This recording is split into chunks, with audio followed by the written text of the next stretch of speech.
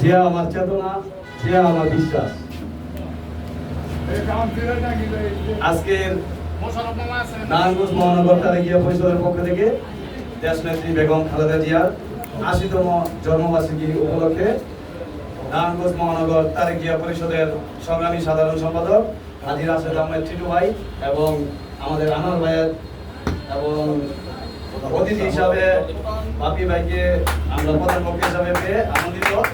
আজকে বেগম জিয়ার এই অনুষ্ঠানকে সফল করার জন্য নারায়ণগঞ্জ মহানগর তারেকিয়া পরিষদের যে সকল আমার সহযোদ্ধা ভাইয়েরা এখানে উপস্থিত রয়েছেন তাদের সকলকে আমার অন্তর থেকে ধন্যবাদ জানাই এবং সেই সাথে আমি আশাবাদী আমাদের নেত্রী বেগম খালেদা জিয়াকে আল্লাহ তাআলা যেন সুস্থতার সহিত নেক হায়াত দান করে আমরা আগামীতে জাতীয়তাবাদী তারেকিয়া পরিষদকে এগিয়ে নেওয়ার জন্য আমরা জাতীয়তাবাদী দলের সকল কর্মীদের একান্ত সহযোগিতা কামনা করি এই বলে আমার বক্তব্য শেষ করছি। আসসালামু আলাইকুম।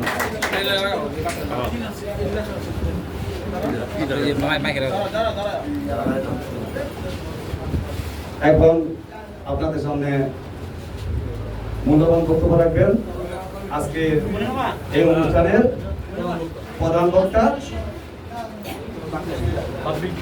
জনাব বাপি সিকদার। জনাব বাপি সিকদার ভাইকে তার মূল্যবান বক্তব্য দেওয়ার জন্য অনুরোধ করি।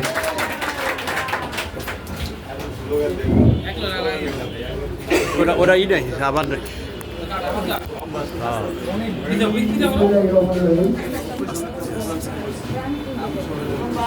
একটু ভিতর থেকে লইলে ভালো।